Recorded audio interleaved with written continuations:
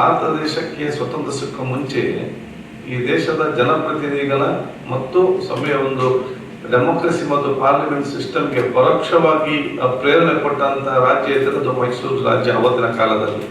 ನಾನು ಕೃಷ್ಣರಾಜರಾಯರು ಬಹುಶಃ 1881ನಲ್ಲಿ ಬಹುಶಃ ಪ್ರಥಮ ಜನಪ್ರತಿನಿಧಿಗಳ ಸಭೆಯನ್ನು ಬಹುಶಃ ಇಲ್ಲಿ ಏರ್ಪಡಿಸಿದ್ದಾರೆ ಅವರ ಕಾಲದಲ್ಲಿ. ಅದು ಇಂದಿನ ನಮ್ಮ ಓಲ್ಡ್ DC ಕಚೇರಿ ಇದೆಯಲ್ಲ, ಅಲ್ಲಿ ಅದು ಸಭೆ ಆಯಿತು. ಅದಕ್ಕಾಗಿ ಇದಕ್ಕೆಲ್ಲ ಮಹತ್ವದ ಕಾರಣ ಬಹುಶಃ ನಾವಿಲ್ಲಿ ಅದನ್ನು ಫಸ್ಟ್ ಮೈಸೂರಲ್ಲಿ ಮಾಡಿದ್ದೇವೆ. ಇದು ಬಹಳ ಬೆಳಿಗ್ಗೆಯಿಂದ ಎಲ್ಲ ರಾಜ್ಯಗಳ ನಮ್ಮ ಈ ಸಂಬಂಧಪಟ್ಟ ರಾಜ್ಯಗಳ ಸಭಾಧ್ಯಕ್ಷರುಗಳು ನಮ್ಮ ರಾಜ್ಯದಲ್ಲಿರುವಂಥ ನಿಯಮ ನೀತಿ ಏನಿದೆ ಮತ್ತು ಅದಕ್ಕೆ ಸಂಬಂಧಪಟ್ಟಂಥ ಕಾರ್ಯದರ್ಶಿಗಳು ಮತ್ತು ನಮ್ಮ ಲೋಕಸಭೆಯ ಕಾರ್ಯದರ್ಶಿ ಅವರು ಕೂಡ ಒಂದು ವಿಸ್ತೃತವಾದ ಚರ್ಚೆ ಇವತ್ತು ನಾವು ಪ್ರಥಮ ಮೀಟಿಂಗಲ್ಲಿ ಮಾಡಿದ್ದೇವೆ. ಅದು ಎಷ್ಟು ದಿವಸ ನಡೀಬೇಕು ಕಡ್ಡಾಯವಾಗಿ, ಈಗ ಎಷ್ಟು ರೂಲ್ಸ್ ಇದ್ದರೂ ಕೂಡ ಎಷ್ಟು ದಿವಸ ನಡೀತದೆ ಅದನ್ನು ಕಡ್ಡಾಯಗೊಳಿಸಲಿಕ್ಕೆ ನಾವೇನು ನಿಯಮ ಮತ್ತು ರೂಲ್ಸ್ ಅನ್ನು ರೂಪಿಸಬೇಕು.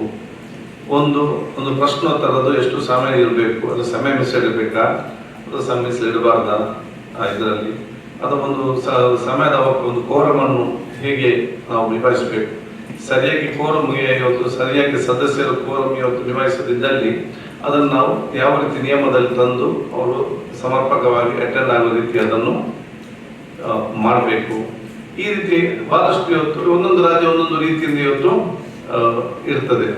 ಇದನ್ನೆಲ್ಲ ನಾವು ಕಮಿಟಿ ಇರ್ತದೆ. ಈ ನಮ್ಮ ಲೆಜಿಸ್ಲೇಚರ್ ಕಮಿಟಿ ಇದೆ. ಈ ಕಮಿಟಿಯಲ್ಲಿ ಇನ್ನಷ್ಟು ಸುಧಾರಣೆಗೊಳಿಸಲು ಇನ್ನಷ್ಟು ಮಾನ್ಯತೆ ಕೊಡಲು ಯಾವ ರೀತಿಯಿಂದ ನಿಯಮಗಳನ್ನು ರೂಪಿಸಬೇಕು ಎಲ್ಲ ಪ್ರತಿಯೊಂದು ನಮ್ಮ ವಿಧಾನಮಂಡಲದ ಕಾರ್ಯವಿಧಾನದ ಪ್ರತಿಯೊಂದು ವಿಚಾರವನ್ನು ನಾವು ಚರ್ಚೆ ಮಾಡಿ ಅದನ್ನೊಂದು ಅತ್ಯುತ್ತಮವಾದನ್ನು ತೆಗೆದುಕೊಂಡು ಬೇಕಾದ ಕರೆಕ್ಷನ್ ಮಾಡಿ ಅದನ್ನು ಸಬ್ಮಿಟ್ ಮಾಡೋ ಜವಾಬ್ದಾರಿ ನಮ್ಮ ಸಮಿತಿಯ ಜವಾಬ್ದಾರಿ. ಆ ಕೆಲಸವನ್ನು ಈಗಾಗಲೇ ನಮ್ಮ ಸಭೆಗೆ ನಮ್ಮ ಇದರ ಸಮಿತಿ ಅಧ್ಯಕ್ಷರು ಚರ್ಚಿಸಿದ್ದೇವೆ. ಮೊದಲ ಸಭೆ, ಇನ್ನು 2-3 ಸಭೆ ಇರಬಹುದು. ನೆಕ್ಸ್ಟ್ ಸಭೆ ಈಗಾಗಲೇ ಡೆಲ್ಲಿಯಲ್ಲಿ ಮಾಡಲಿಕ್ಕೆ ತೀರ್ಮಾನ ಆಗಿದೆ. ಆದಷ್ಟು ಬೇಗ ಕ್ರೋಢೀಕರಿಸಿಕೊಂಡು ವರದಿಯನ್ನು ನಾವು ಸರ್ಕಾರಕ್ಕೆ ಸಲ್ಲಿಸ್ತೇವೆ. ಸರ್, ಇನ್ನೊಂದು ಪ್ರಶ್ನೆ ಸರ್, ಹೇಳಿ.